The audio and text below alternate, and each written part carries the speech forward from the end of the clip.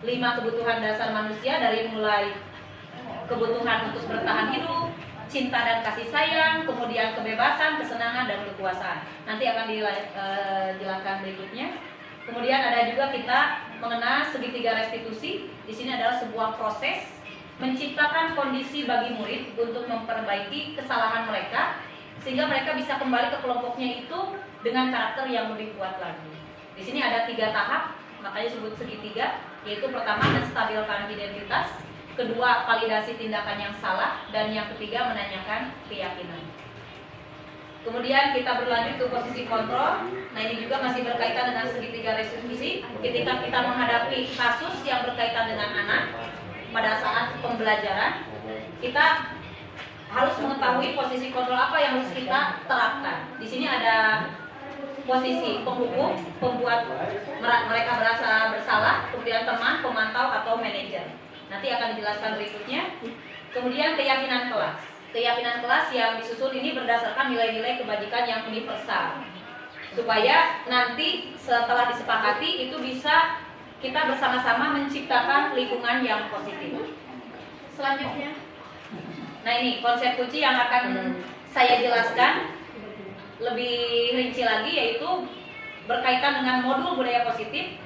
Kita akan melihat perubahan paradigma belajar apa saja yang berkaitan dengan budaya positif, kemudian disiplin positif, motivasi perilaku manusia itu apa saja, kebutuhan dasar, posisi kontrol restitusi, keyakinan kelas, serta segitiga restitusi. Nah, apabila kita lihat paradigma pembelajaran dari model-model pembelajaran, dari model pembelajaran sebelumnya, di pembelajaran sebelumnya materi itu harus diberitahu dulu kepada anak. Tapi justru sekarang mereka sendiri yang mencari tahu, kita hanya memfasilitasi. Jadi kita sebagai among dan pamong ya, kita jangan memberikan ilmu secara utuh dulu, tapi kita berusaha memfasilitasi mereka justru untuk mencari tahu ilmu itu. Jadi mereka ikut sama-sama mengeksplorasi. Kemudian dari awalnya kita guru itu sebagai sumber utama, justru kita sekarang berbasisnya pada siswa, berpihak pada murid. Mereka mencari sumber belajar itu bukan dari guru saja, bisa dari lingkungan, bisa dari teman-temannya, bisa dari perpustakaan. Kita apalagi sekarang sedang menggalakkan kembali literasi. Kita bisa menggunakan literasi sebagai sumber belajar mereka, baik literasi digital, literasi membaca, ataupun literasi numerik. Nah, kemudian secara materi biasanya secara tekstual, jadi berdasarkan textbook. Tapi sekarang kita menggunakan pendekatan-pendekatan ilmiah. Dalam kurikulum 2013 yang kemarin mungkin masih ingat, kita menggunakan scientific ya, dengan pendekatan 5M itu. Nah, kita bisa kembali gali, mau itu dengan proyek based learning atau problem based learning, discovery learning, inquiry. Masih banyak pendekatan-pendekatan yang lebih mengefektifkan dan mengaktifkan murid dalam pembelajaran. Kemudian mode yang lama berbasisnya konten atau isi dari materi. Tapi kalau sekarang kita berbasisnya kompetensi anak. Kita harus menggali kemampuan anak, bakat anak, supaya nanti kita bisa mengarahkan pembelajaran kita itu seperti apa. Kemudian nanti rencana tindak lanjutnya juga seperti apa. Dulu kita mengajar secara parsial, walaupun sekarang ada untuk matematika, PAI dan PJOK mungkin parsial di kelas tinggi. Tapi yang lainnya kita laksanakan secara tematik atau holistik atau terpadu. Kemudian kalau dulu kita memberikan pertanyaan, jawabannya tunggal. Kalau sekarang banyak sekali jawaban yang bisa disesuaikan dengan konten dari pertanyaan tersebut. Kemudian jawabannya pun bisa multi jawaban. Dari mode yang lama lebih banyak ke verbal, jadi kebahasaan, bukan keterampilan untuk mengaplikasikan pembelajaran tersebut. Nah, apabila kita melihat ciri abad 21 yang sekarang, dengan bagaimana sih mode yang harus kita terapkan? Yang pertama dari informasi, Di abad 21 kita bisa mencari informasi di mana saja, kapan saja. Bapak Ibu guru pasti lebih memiliki kemampuan itu untuk IT. Dari handphone yang sudah Android, kita bisa mencari informasi apa saja. Anak-anak pun ternyata ada yang sudah difasilitasi. Kita bisa gunakan fasilitas itu nanti untuk pembelajaran. Hanya kita tetap selain mengarahkan juga mendampingi atau mendamping saat peserta didik mencari tahu informasi apa saja yang berkaitan dengan materi yang kita ajarkan sebagai sumber observasinya. Jadi jangan dibiarkan begitu saja, karena kita tidak tahu anak nanti membuka situs apa. Jadi harus betul-betul didampingi. Karena di abad 21 ini betul-betul kita diberikan kebebasan dan keleluasaan mencari informasi. Kemudian secara komputasi lebih cepat memakai mesin. Di sini pembelajaran itu akan diarahkan untuk kemampuan justru merumuskan masalah, bukan untuk menjawab atau menyelesaikan masalah, tapi justru anak dituntut untuk menstimulasi berupa pertanyaan. Kita jangan memberikan pertanyaan kepada anak, justru anak yang bertanya kepada kita. Biasanya di kegiatan kelas awal persepsi, kita membahas pembelajaran yang sudah lalu sebelum kita menyampaikan tema yang hari ini akan dipelajari. Biasanya dimulai dengan mengajukan pertanyaan, kan? Nah, bisa kita ubah. Jangan kita yang bertanya, anak yang bertanya. Barangkali ada yang sudah persiapan membaca dulu materi yang akan diajarkan hari itu. Atau mungkin ada materi lain yang masih berkaitan dengan tema yang akan kita sampaikan. Kita boleh mengajukan kepada anak, silakan siapa yang mau bertanya. Jadi di sini justru anak yang lebih aktif. Kemudian di bagian yang ketiga, di otomasi, kita harus bisa menjangkau segala pekerjaan rutin.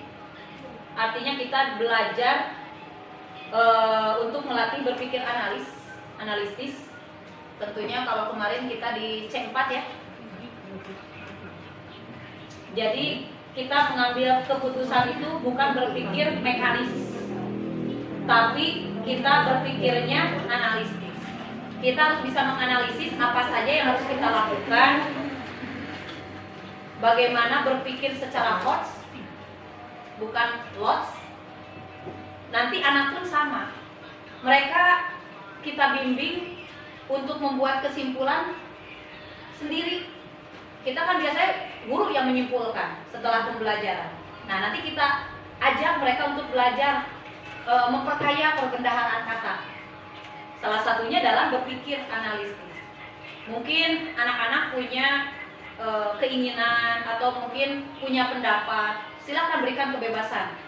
Walaupun bahasanya atau kalimatnya tidak sesuai dengan yang kita harapkan, tapi mungkin mereka punya pikiran menuju ke arah kesimpulan yang benar. Hanya penyusunan kalimatnya saja yang belum paham. Nanti kita bisa bantu bimbing untuk mereka mengembangkan diri dalam berpikir analitis. Nah, berarti terakhir di komunikasi, pembelajaran di sini kita tekankan untuk kerjasama dan kolaborasi. Tentunya dalam menyelesaikan masalah tersebut, kita dampingi putra-putri kita di kelas untuk berkomunikasi. Seperti misalnya menyampaikan hasil pekerjaan mereka, ada yang ke depan, mereka membacakan kembali hasil dari yang mereka kerjakan. Misalnya dari hasil kerja kelompok dengan teman sebangku, atau dengan rekan sekelompok yang lain, atau bahkan mungkin punya pendapat sendiri. Nah, itu bisa kita upayakan nanti untuk mengomunikasikan di depan. Jadi anak dilatih untuk mandiri dan berani, percaya diri, berkomunikasi. Selanjutnya, nah, berkaitan dengan disiplin positif. Ketika mendengar kata disiplin, tentunya ini yang terbayang pada benak kita tata tertib. Rata-rata seperti itu, peraturan. Tapi sebetulnya apabila dihubungkan dengan budaya positif, disiplin di sini bisa menjadi sesuatu yang dilakukan seseorang pada orang lain untuk mendapatkan kepatuhan. Karena yang namanya kata disiplin pasti kaitannya nanti dengan ketidaknyamanan. Nah, salah satunya apabila ada tindakan yang di luar melanggar kata disiplin, berarti tentunya akan mendapatkan sebuah hukuman. Seperti tadi yang disampaikan di awal, hukuman itu identik dengan penyiksaan pada fisik dan psikis. Dan itu sebaiknya kita hilangkan, kita hindari, ganti dengan tindakan lain, yaitu namanya konsekuensi atau sanksi yang lebih memanusiakan anak. Jadi anak merasa dihargai, dia merasa salah, dia merasa mungkin malu depan teman-teman. Tapi apabila kita memberikan hukuman, justru mereka akan lebih malu dan kedepannya bisa saja tidak mau sekolah lagi, minder, atau justru makin hiper di kelas. Nah, kita mudah-mudahan kedepannya bisa menerapkan budaya positif itu betul-betul kena di hati anak, dan itu bisa mempengaruhi perilaku mereka kedepannya lebih baik lagi. Nah, di sini hukuman itu ternyata sebuah identitas kegagalan, berbeda dengan yang namanya sanksi atau konsekuensi. Apalagi kita hubungkan dengan segitiga restitusi.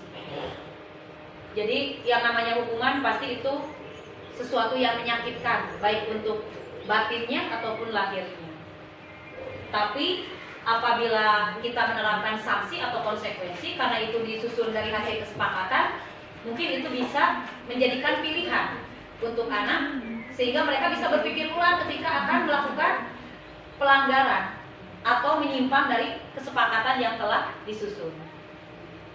Nah, di sini Bapak Ibu nanti akan diperkenalkan dengan yang namanya segitiga restitusi, bagaimana cara menangani kasus anak, kemudian sanksi apa saja kira-kira yang sesuai dengan penyimpangan yang dilakukan tersebut.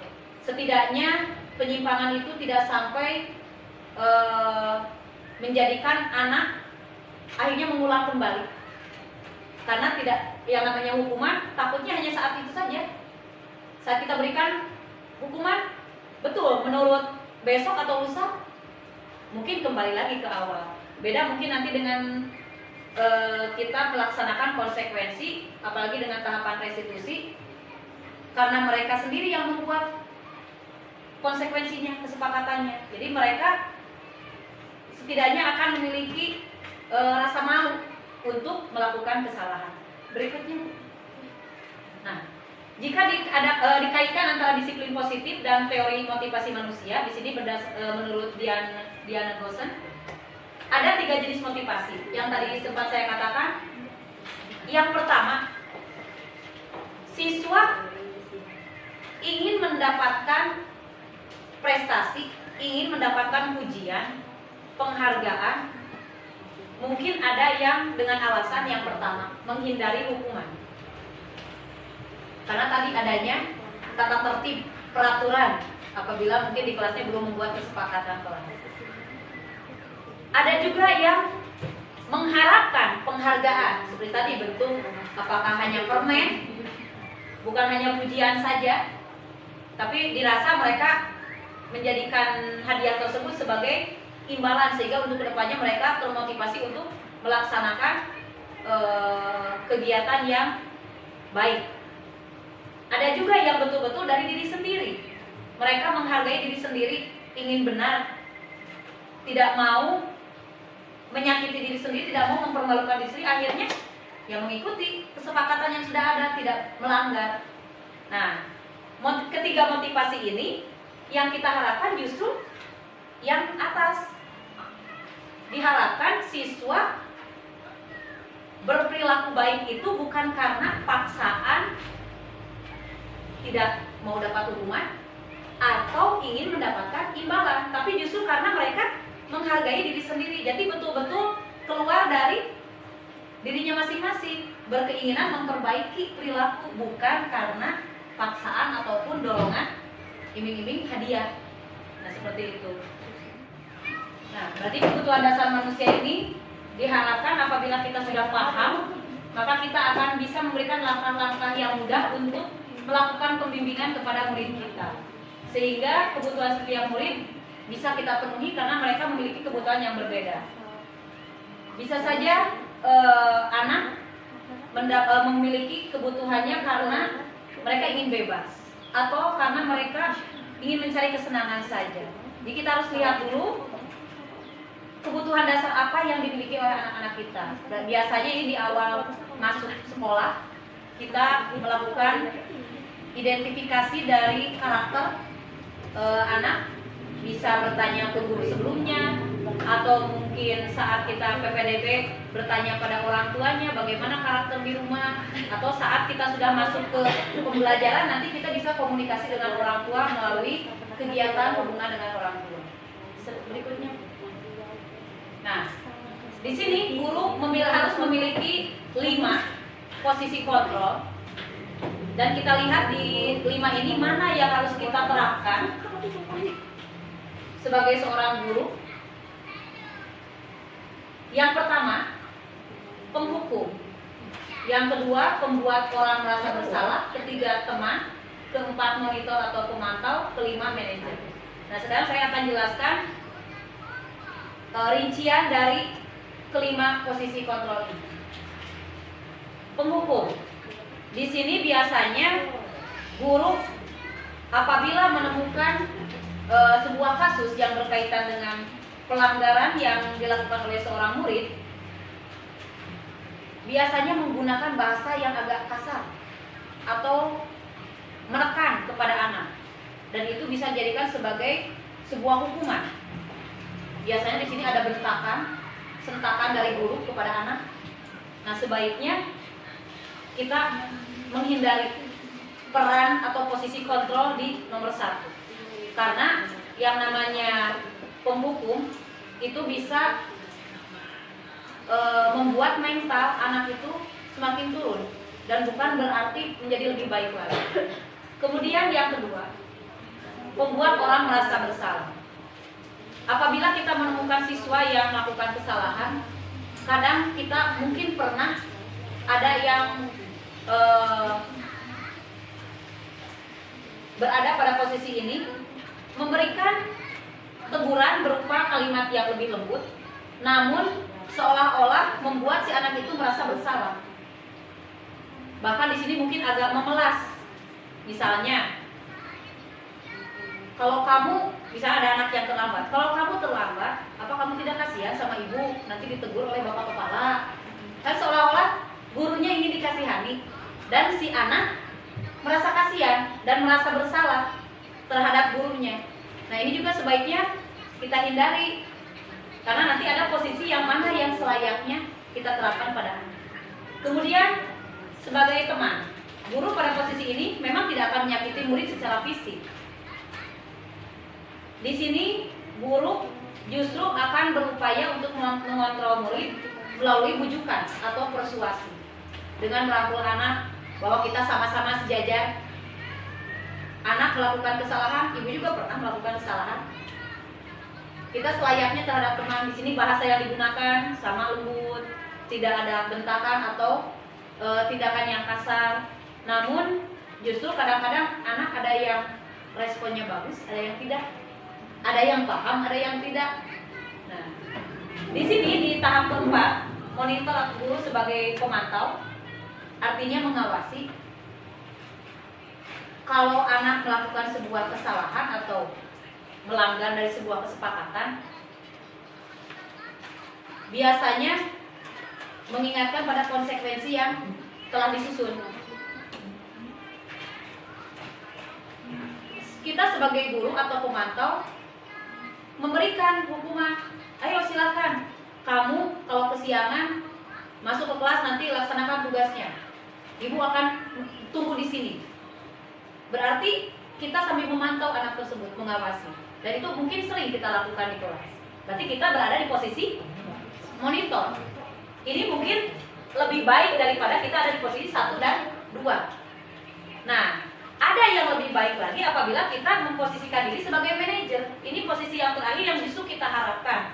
Manajer itu bukan hanya ada di bapak pimpinan, tapi kita pun di kelas harus bisa menjadi manajer di kelas, yaitu sebagai posisi mentor, di mana guru berbuat sesuatu itu bersama-sama dengan murid, mempersilahkan murid untuk mempertanggungjawabkan perbuatannya atau perilakunya, kemudian mendukung mereka untuk menemukan sendiri solusi untuk permasalahan yang telah mereka lakukan.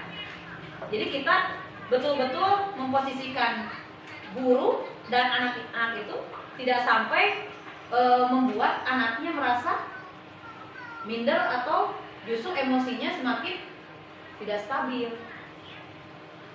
Nah, diharapkan nanti dari penanaman posisi kontrol yang baik, kita pun bisa mencapai nilai-nilai kebajikan yang kita harapkan. Salah satunya dari kebajikan itu kan banyak sekali. Ada yang harus dicapai oleh kita. Salah satunya itu yang ada pada karakter profil pelajar Pancasila. Anak-anak sering menyanyikan lagu ini kemarin waktu di semester 1, mudah-mudahan masih ingat. Profil pelajar Pancasila itu ada 6. Yang pertama, beriman dan bertakwa kepada Tuhan Yang Maha Esa serta berakhlak mulia. Kemudian yang kedua, mandiri. Ketiga, bernalar kritis. 4, kreatif. 5, gotong royong. Dan 6, berkebinekaan global. Ini karakter-karakter yang kita harapkan. Sebetulnya masih ada karakter yang lain. Misalnya karakter menghargai atau menghormati, toleransi, saling tolong menolong, atau yang berkaitan dengan kesehatan, keselamatan, kejujuran, itu banyak. Jadi nanti kita bisa mencapai nilai-nilai kebajikan itu nanti dilihat dari keyakinan kelas atau kesepakatan kelas yang akan kita susun berikutnya. Kebetulan di kelas 6 dari semester 1 sudah menyusun kesepakatan kelas. Kesepakatan kelas ini hasil dari pendapat dari anak-anak sendiri yang kemudian ditulis di depan, kemudian disimpulkan dan akhirnya dipajang di dinding kelas, dan mereka sudah paham betul apa yang mereka sepakati, sehingga apabila mereka melanggarnya, mereka sudah tahu konsekuensi apa yang harus dilaksanakan. Sebelumnya kami membuat kesepakatan kelas dan kemudian dilanjutkan kembali menjadi sebuah keyakinan kelas. Dan yang namanya keyakinan itu tentunya di sini menghilangkan kalimat-kalimat yang berkesan tekanan seperti dilarang, tidak boleh, atau wajib. Nah, diganti lagi dengan kalimat yang lebih mengutamakan pada nilai-nilai kebajikan universal. Karena menurut dosen bahwa keyakinan itu akan lebih memotivasi seseorang dari dalam diri mereka masing-masing, bukan atas dasar seruan atau perintah dari orang lain. Sehingga di sini mereka betul-betul semangat dan tergerak untuk menjalankan keyakinannya, bukan mengikuti serangkaian dari peraturan yang dibuat. Berikutnya, Bu. Nah, ini dokumentasi pada saat penyusunan kesepakatan kelas di semester 1. Dari beberapa kesepakatan yang diajukan, kami simpulkan ada 15 kesepakatan yang dibuat. Kami juga menempelkan 2 buah kertas HPS di bawah itu untuk menuliskan siapa saja yang merasa sudah melanggar dari kesepakatan. Mereka menulis sendiri, bukan teman yang menuliskannya.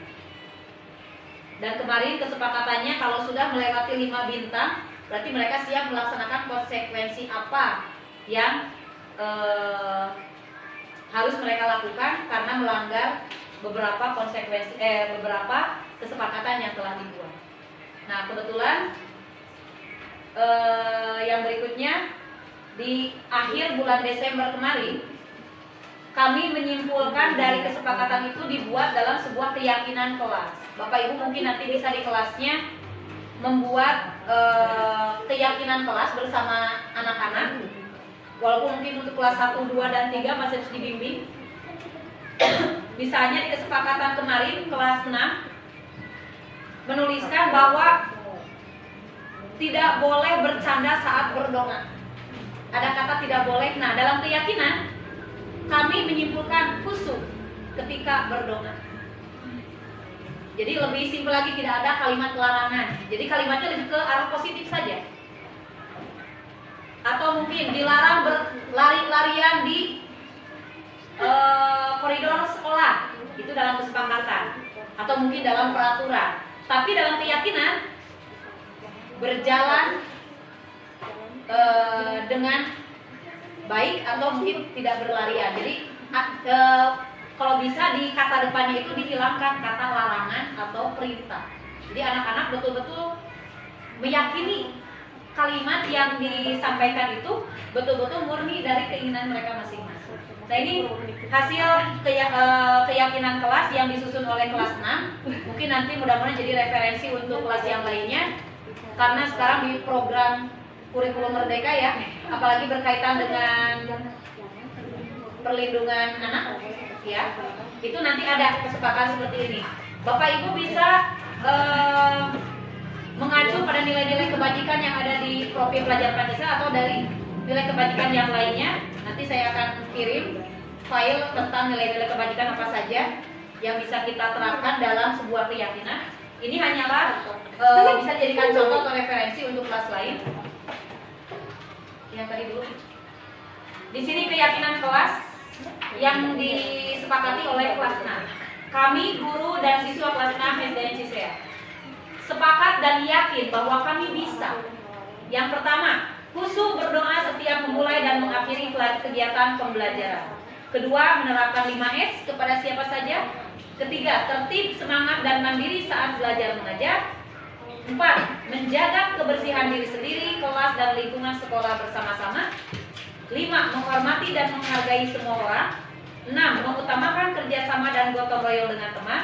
7. Aktif dan kreatif, serta tidak malu untuk bertanya dan berpendapat. 8. Tepat waktu dan bertanggung jawab saat mendapat tugas. Kami menyusun keyakinan kelas dari kesepakatan yang telah lalu, ditambah lagi dengan keyakinan yang anak-anak sampaikan melalui kegiatan musyawarah. Ini berkaitan dengan nilai-nilai kebajikan terutama dalam profil pelajar Pancasila. Seperti khusyuk, itu berkaitan dengan nilai religius, yaitu iman dan takwa kepada Tuhan Yang Maha Esa serta berakhlak mulia. Mungkin salah satu akhlak mulianya di sini menerapkan 5S. Sopan, santun, senyum, sapa, salam, itu salah satu akhlak mulia. Kemudian, tertib, semangat, dan mandiri saat belajar mengajar. Anak dibiasakan mandiri, tidak ketergantungan pada teman ataupun guru saat belajar. Tapi kita guru tetap mendampingi, membimbing, memfasilitasi. Kemudian, menjaga kebersihan diri sendiri, kelas, dan lingkungan sekolah. Ini berkaitan dengan visi sekolah kita, yaitu tentang wawasan lingkungan. Jadi kita ikut serta semuanya. Ada kegiatan yang sama-sama dilakukan. Ini berarti kegiatannya dengan gotong royong dari nilai-nilai karakter di profil Pancasila. Menghormati dan menghargai semua orang, itu salah satu karakter akhlak yang baik. Kemudian mengutamakan kerjasama dan gotong royong dengan teman. Bisa kita mungkin dorong lagi nanti apakah dalam kegiatan piket atau kerja kelompok dalam mengerjakan tugas. Aktif dan kreatif, serta tidak malu bertanya dan berpendapat. Tidak malu bertanya berpendapat mungkin kaitannya dengan berpikir kritis. Iya. Selain tadi aktif, kreatif, mereka mampu menciptakan hal-hal yang berdasarkan ide-ide baru atau kasus yang terjadi. Tentunya kita harus pertama menstabilkan dulu identitas. Kata orang Sunda, maluluh heula, ulah waka, memberikan hukuman atau konsekuensi kalau belum jelas masalahnya. Jadi kita harus tentukan dulu titik masalahnya itu apa. Mungkin dengan pertanyaan, kenapa kamu melakukan hal itu? Atau mungkin kamu tentu punya alasan, kenapa kamu bisa berbuat hal tersebut. Itu salah satu tahapan menstabilkan identitas. Kita mencari tahu dulu. Tidak langsung menanggapi laporan-laporan dari anak atau apa yang kita langsung lihat saat itu. Karena bisa saja apa yang kita lihat tidak sesuai dengan kenyataan. Jadi kita identifikasi dulu ke siswa yang tersangkut kasus tersebut. Nanti kita lakukan validasi tindakan yang salah. Kalau anak sudah tahu kesalahan apa yang dilakukan, kita validasi di sini. Tadi misalnya, kamu tentu mempunyai alasan untuk melakukan hal kesalahan tersebut. Di saat kita memvalidasi, berarti sebetulnya kamu memiliki keinginan apa. Di sini divalidasi. Tadi tindakannya itu salah atau betul. Kalau kata anak, oh betul, saya itu melakukan kesalahan. Berarti kamu sudah tahu konsekuensi apa yang harus diterima. Nah, kita libatkan nanti ke tahap yang ketiga dengan keyakinan kelas. Karena mereka sebelumnya sudah tahu keyakinan kelas apa yang sudah disepakati, tentunya mereka paham apa yang dilanggar, apa yang harus diterima sebagai konsekuensinya.